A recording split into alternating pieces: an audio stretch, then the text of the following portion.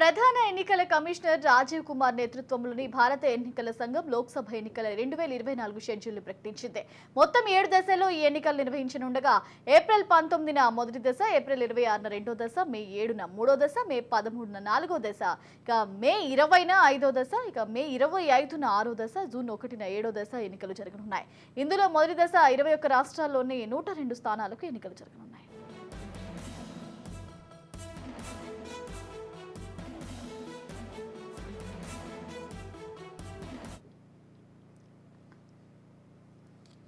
ఇదే అంశానికి సంబంధించి మరింత సమాచారం మా ప్రతినిధి బాబు అందిస్తారు.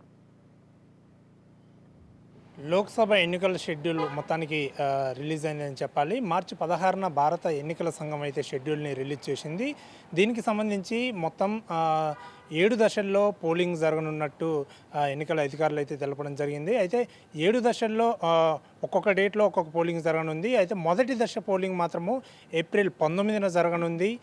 చివరి దశ పోలింగు జూన్ 1వ తారీఖున జరగనుంది. మొత్తం 7 దశల్లో ఈ పోలింగ్ నిర్వహిస్తున్నారు. దీనికి సంబంధించి ఇప్పటికే పూర్తిగా పకడ్బందీ ఏర్పాట్లు కూడా చేశామని చెప్పేసి ఇప్పటికే భారత ఎన్నికల సంఘము, భారత ఎన్నికల కమిషనర్లు కూడా తెలియజేయడం జరిగింది. అయితే జూన్ 4వ తారీఖున అంటే వీటితో పాటు ఇటు లోక్సభ ఎన్నికలతో పాటు 4 అసెంబ్లీ స్థానాలకి కూడా 4 రాష్ట్రాల్లో కూడా ఎన్నికలు జరగనున్నాయి. దీనికి సంబంధించి ఇటు లోక్సభ ఎన్నికలకి సంబంధించి అలాగే అసెంబ్లీ స్థానాలకు సంబంధించి కూడా వీటన్నిటికీ సంబంధించి జూన్ 4వ తారీఖున ఫలితాలు మాత్రం వెలువడుతున్నాయని చెప్పేసి కూడా ఇప్పటికే ఎన్నికల సంఘం అయితే తెలపడం జరిగింది. అయితే ముందుగా మనం మొదటి దశ గురించి మాట్లాడుకుందాం. మొదటి దశ గురించి మాట్లాడుకున్నట్లయితే మొదటి దశలో పోలింగ్ ఏప్రిల్ 19వ తారీఖున జరగనుంది. దీనికి సంబంధించి మార్చి 20వ తారీఖున గెజిట్ నోటిఫికేషన్ అయితే విడుదల కావడం జరుగుతుంది. మార్చి 20వ తారీఖున నోటిఫికేషన్ రిలీజ్ అయిన అనంతరం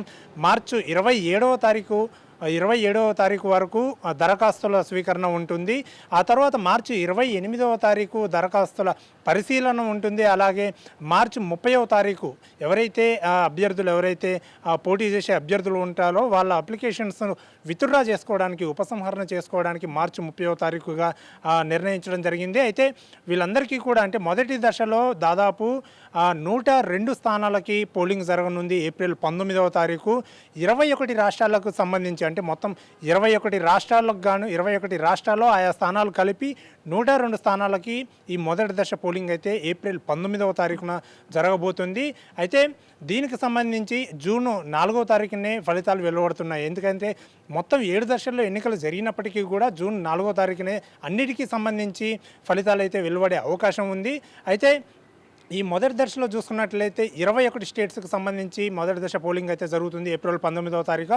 అవి ఏవే స్టేట్స్ అని చూసుకున్నట్లయితే ఒకసారి మనం మొత్తం 21 స్థానాలకి మొదటి దశ పోలింగ్ అయితే జరుగుతుంది. అవి స్టేట్స్ చూసుకున్నట్లయితే అరుణాచల్ ప్రదేశ్, త్రిపుర, అస్సాం, అలాగే బీహార్, ఛత్తీస్గఢ్, మధ్యప్రదేశ్, మహారాష్ట్ర, మణిపూర్, మిజోరాం, నాగాల్యాండ్, అలాగే రాజస్థాన్, సిక్కిం, తమిళనాడు, ఉత్తరప్రదేశ్, ఉత్తరాఖండ్, వెస్ట్ బెంగాల్, జమ్మూ అండ్ కాశ్మీర్కు సంబంధించి ఒక స్థానానికి, అలాగే లక్షద్వీప్, అలాగే అండమాన్ అండ్ నికోబార్ ఐస్లాండ్ ఈ మొత్తం 21 స్థానాలకు గాను ఏప్రిల్ 19వ తారీఖు అయితే మొదటి దశ పోలింగ్ అయితే జరగనుంది. దీనికి సంబంధించి ఇప్పటికే అధికారులు పకడ్బందీ ఏర్పాట్లు కూడా చేశామని చెప్పడం జరిగింది. అలాగే ఎప్పుడైతే ఎన్నికల షెడ్యూల్ రిలీజ్ అయిందో ఆ తర్వాత వెంటనే ఎన్నికల కోడ్ అయితే అమల్లోకి వచ్చింది.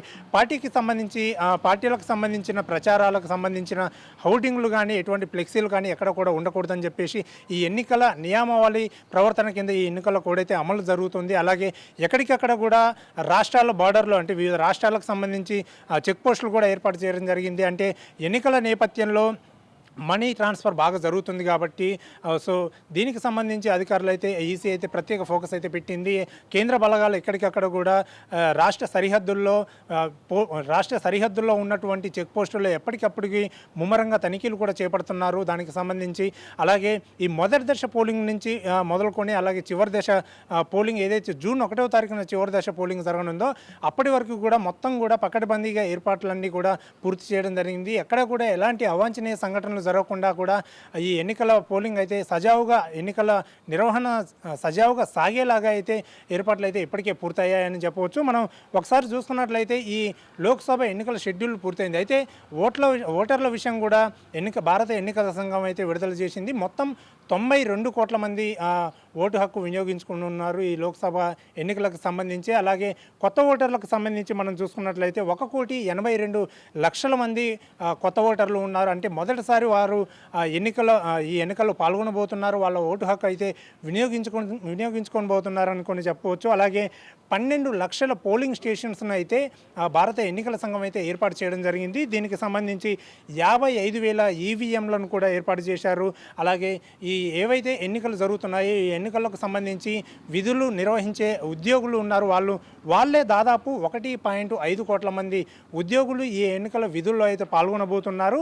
ముఖ్యంగా చూసుకున్నట్లయితే ఈసారి అయితే 85 సంవత్సరాలకి పైబడిన వారు ఎవరైతే ఉన్నారో, వృద్ధులు ఉన్నారో వాళ్ళందరికీ కూడా ఇంటి దగ్గర నుంచి ఓటు హక్కు వినియోగించుకునే అవకాశం అయితే భారత ఎన్నికల సంఘం అయితే కల్పించింది. అలాగే ప్రత్యేకంగా ఏవైతే ఎన్నికల కేంద్రాలు ఉంటాయో వాటి చోట ప్రత్యేకంగా కేంద్ర బలగాలకు సంబంధించి అలాగే స్టేట్ ఫోర్స్కు సంబంధించి బలగాలను అయితే ఏర్పాటు చేయడం జరిగింది. ఎటువంటి అవాంఛనీయ సంఘటనలు జరగకుండా ఎన్నికలు సజావుగా సాగేలాగా అన్ని ఏర్పాట్లు అయితే ఇప్పటికే ఎన్నికల సంఘం అయితే ఏర్పాటు అయితే చేయడం జరిగింది. అయితే మొత్తం 7 దశలు ఈ పోలింగ్ జరగనుంది. మొదటి దశ ఎన్నికల పోలింగ్ అయితే ఏప్రిల్ 19న జరుగుతుంది. చివరి దశ ఎన్నికల పోలింగ్ అయితే జూన్ 1వ తారీఖున జరుగుతుంది. వీటన్నిటికీ సంబంధించి జూన్ 4వ తారీఖు అయితే ఫలితాలు వెలువడే అవకాశం ఉంది.